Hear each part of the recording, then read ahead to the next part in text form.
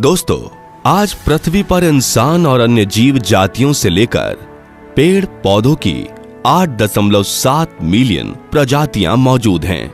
लेकिन अगर हम आपसे कहें कि आज से लगभग 5 बिलियन साल पहले एक समय ऐसा भी था जब धीरे धीरे इस पृथ्वी का निर्माण हो रहा था और जिस जगह पर बैठकर आप अभी इस वीडियो को देख रहे हो वो करोड़ों साल पहले 8000 डिग्री के तापमान पर उबल रही थी, और एक समय ऐसा भी आया जिसमें यह धरती लाखों सालों तक बर्फ की सफेद चादर से ढकी रही थी। ये सभी बातें सच हैं और आज के इस वीडियो में हम बात करेंगे कि इस पृथ्वी का निर्माण कैसे हुआ, इस नीले ग्रह पर पानी की पहली बूंद कैसे पहुंची और जीवन की उत्पत्ति कैसे हुई। तो चलिए अगले 10 मिनट में तय करते हैं 5 बिलियन ईयर्स का रोमांचक सफर। आज से करीब 500 करोड़ साल पहले हमारे सूरज का निर्माण हुआ था और यह पूरी तरह से स्टार डस्ट से घिरा हुआ था, जिसके कुछ समय बाद आउटर स्पेस में मौजूद कॉस्मिक डस्ट एक दूसरे से जुड़ने लगी, जिससे अंतरिक्ष में छोटे छोटे पत्थरों का निर्माण हुआ। इसी प्रक्रिया से ग्रहों के निर्माण की शुरुआत हो चुकी थी। जी हाँ, ग्रेविटी ने इन स्टोन्स को कई मिलियन सालों तक अपनी ओर खींचा, जिससे पृथ्वी एक गोलाकार स्वरूप में आ गई। वैज्ञानिकों के अनुसार उस वक्त पृथ्वी और मंगल ग्रह के बीच थिया नामक ग्रह सूरज की परिक्रमा करता था। पृथ्वी पर गुरुत्वाकर्षण होने की वजह से सूरज की परिक्रमा करने वाले कुछ एस्ट्रॉयड पृथ्वी की परिक्रमा करने लगे और करोड़ों साल तक ये एस्ट्रॉयड पृथ्वी पर गिरते रहे। ऐसी ही घटना हमारे पड़ोसी ग्रह यानी थिया पर भी हो रही थी, जिस वजह से थिया ग्रह धीरे धीरे पृथ्वी के करीब आने लगा और आकर पृथ्वी से टकरा गया। और ये टकराव इतना भारी था कि पृथ्वी के कुछ हिस्से कणों के रूप में स्पेस में फैल गए और पृथ्वी की परिक्रमा करने लगे। इन्हीं परिक्रमा करने वाले कणों का एक दूसरे से टकराव और जुड़ाव होने लगा, जिससे हमारे चांद का निर्माण हुआ। हालांकि दोस्तों, अभी चांद पृथ्वी से काफी दूर है, लेकिन अपने निर्माण के शुरुआती दौर में चांद पृथ्वी के काफी करीब होकर परिक्रमा करता था। लेकिन समय के साथ ये दूरी बढ़ती चली गई। साथ ही गुरुत्वाकर्षण की वजह से चांद ने भी गोलाकार स्वरूप ले लिया था। ऐसे ही करीब 600 मिलियन साल बीत गए, लेकिन टकराव का सिलसिला अभी खत्म नहीं हुआ था।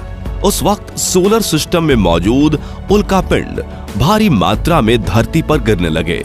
ये उल्कापिंड अपने साथ पृथ्वी पर नमक, मिनरल्स और बर्फ के रूप में पानी लेकर आए और करोड़ों सालों तक इन उल्कापिंडों की बारिश से पृथ्वी की सतह पर पानी की भारी मात्रा इकट्ठा हो गई। इस तरह साथियों, पृथ्वी पर पानी की पहली बूंद लाने वाले ये उल्कापिंड ही थे। इस पानी ने पृथ्वी की सतह के तापमान को करीब 70 डिग्री तक कम किया, लेकिन अब भी पृथ्वी का तापमान किसी भी जीव के रहने लायक ठंडा नहीं हुआ था, जिसे धीरे धीरे ये पानी ही ठंडा करने वाला था।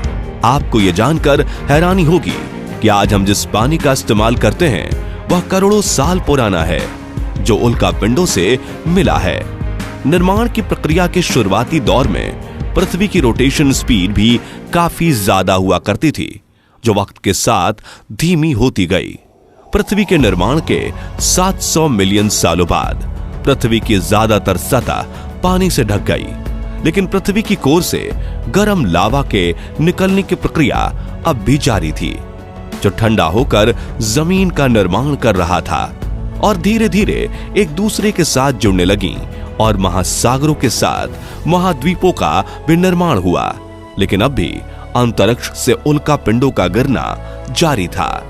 जब ये उल्कापिंड समुद्र में गिरे तो उन्होंने पानी में कई तरह के केमिकल्स रिलीज किए, जिससे विभिन्न प्रकार के केमिकल रिएक्शंस हुए और इन्हीं रिएक्शन से जन्म हुआ धरती पर पहले माइक्रोबियल जीव का, जो कि यूनिसेलुलर यानी कि एक कोशिकीय बैक्टीरिया थे।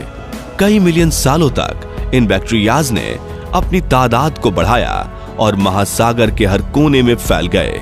फिर जैसे जैसे सूरज की रोशनी पृथ्वी पर पड़ी तो समुद्र के पानी ने इस सनलाइट को ऑब्जॉर्ब किया और अंदर रहने वाले माइक्रो ऑर्गेनिज्म ने धरती पर मौजूद कार्बन डाइऑक्साइड को ऑक्सीजन और ग्लूकोज में तोड़ा, जिससे पूरा समुद्र ऑक्सीजन से भर गया और कई तरह के माइक्रोबियल जीवों का जन्म हुआ।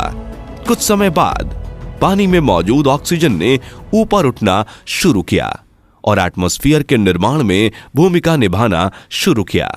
इसी तरह 2 बिलियन साल बीत गए और पृथ्वी पर ऑक्सीजन की मात्रा काफी बढ़ चुकी थी। वहीं दूसरी ओर हमारी पृथ्वी की रोटेशन स्पीड भी कम हुई थी। इस वक्त पृथ्वी पर जीवों के रहने लायक हालात बन चुके थे, लेकिन यहां गौर करने वाली बात यह है कि अब तक सिर्फ समुद्र में ही जीवन संभव था। सतह पर तो एक पेड़ पौधा तक नहीं था। इसी तरह हजारों साल बीत गए और पृथ्वी की टेक्टोनिक प्लेट्स में दरार होने लगी, जिसके कारण पृथ्वी के अंदर का लावा कई लाख सालों तक खुला उबलता रहा, जिस वजह से पृथ्वी के वातावरण में कार्बन डाइऑक्साइड की मात्रा इतनी बढ़ गई कि पृथ्वी पर एसिड की वर्षा होने लगी, जिससे पृथ्वी का तापमान इतना घट गया कि पृथ्वी की सतह पर स्थित पानी बर्फ में तब्दील होने लगा और पूरा ग्रह बर्फ से ढक गया। इस वक्त पृथ्वी सफेद गोले की तरह दिखने लगी थी। इस सफेद परत की वजह से धरती सूरज की किरणों को सोख नहीं पा रही थी और वापस अंतरिक्ष में रिफ्लेक्ट कर देती थी। इसी वजह से पृथ्वी कई सालों तक बर्फ से ढकी रही। लेकिन वो कहते हैं ना, कोई भी चीज परमानेंट नहीं होती। इस बर्फ की सतह के साथ भी कुछ ऐसा ही हुआ। दरअसल पृथ्वी के अंदर की गर्मी ज्वालामुखी विस्फोट के रूप में सतह पर निकलना शुरू हो गई और इस ज्वालामुखी की गर्मी ने बर्फ को पिघलाना शुरू किया। इसी बीच पृथ्वी की गहराई में बचे माइक्रोबियल जीव ऑक्सीजन का इस्तेमाल करके अपने शरीर को बड़ा करना सीख चुके थे। उनका इवोल्यूशन शुरू हो चुका था। वहीं पानी में भी छोटे समुद्री पौधे निकलना शुरू हो चुके थे। ज्वालामुखी के विस्फोट से वातावरण में एक बार फिर कार्बन डाइऑक्साइड ने एटमॉस्फेयर में अपनी जगह बना ली। बर्फों के पिघलने से सूरज की किरणें और बर्फ में केमिकल रिएक्शन हुआ, जिससे वातावरण में ऑक्सीजन की मात्रा भी बढ़ गई। कई हजारों सालों तक एसिड रेन से लेकर ज्वालामुखी विस्फोट तक की प्रक्रिया ऐसी ही चलती रही, लेकिन ऑक्सीजन बढ़ने की वजह से एसिड रेन कम होने लगी और पृथ्वी का तापमान भी ठीक होने लगा। इस प्रक्रिया में समुद्र की गहराई में रहने वाले जीवों का विकास होने लगा। कीड़ों से लेकर कंकाल वाले जीवों ने जन्म लिया। जीवों के साथ महासागर में बड़े बड़े पौधे भी उगने लगे और इस तरह से समुद्र के अंदर करीब 10,000 प्रजातियों के जीव रहने लगे थे। लेकिन जमीन अभी भी वीरान पड़ी थी, जिसका सबसे बड़ा कारण सूरज की किरणों से पैदा होने वाली रेडिएशन थी। लेकिन पानी और वातावरण में मौजूद ऑक्सीजन का रेडिएशन के साथ रिएक्शन हुआ, जिससे ओजोन गैस का निर्माण हुआ, जिसने धीरे धीरे करके पृथ्वी को चारों ओर से कवर कर लिया। इस ओजोन परत ने सूरज से आने वाली हार्मफुल रेडिएशन यानी पारा बैगनी किरणों को पृथ्वी के वातावरण में प्रवेश करने पर रोक लगा दी। साथियों, आज से करीब 375 मिलियन साल पहले जमीन पर पहला पौधा उगा और धीरे धीरे धरातल पर भी समुद्र की तरह ही अलग अलग किस्म के पेड़ पौधों का विकास हुआ। साथ ही समुद्र में मछलियों और दूसरे जलीय जीवों का विकास भी हो चुका था। आपको ये जानकर हैरानी होगी, इन जलीय जीवों के पैर धीरे धीरे विकसित हुए। उन्होंने पहली बार जमीन पर कदम रखा और यहीं घर बनाकर रहने लगे, जिसके बाद इनका समय के साथ इवोल्यूशन होता गया और कई तरह के जीव जातियों का विकास हुआ, जिसकी शुरुआत लैंड रेप्टाइल्स से हुई थी और इनके इवोल्यूशन से कई तरह के डायनासोर्स ने जन्म लिया। दूसरी ओर प्रकृति ने कई बड़े बड़े जंगलों का निर्माण किया था, जो इन डायनासोर्स और अन्य जीवों का घर हुआ करते थे। अपने पेट की भूख मिटाने के लिए कुछ डायनासोर्स ने पेड़ पौधों को खाना शुरू किया, तो उनका शरीर लंबा और विकसित होता चला गया। वहीं जिन डायनासोर्स ने शिकार करना शुरू किया, उनका शरीर छोटा और फुर्तीला बनता गया और अपनी सूझबूझ से डायनासोर्स धरती पर चारों ओर फैल गए और राज करने लगे। वहीं इनके अलावा अन्य वन्य जीव भी विकास की इस प्रक्रिया में प्रगति कर रहे थे। इसी तरह पृथ्वी के साथ साथ जीवों का भी अलग अलग रंग रूप में इवोल्यूशन होता रहा और आज धरती पर इंसानों के साथ 8.7 मिलियन प्रकार की जीव जातियां रहती हैं। यह विकास की प्रक्रिया तो आज भी जारी है और आगे भी जारी रहेगी।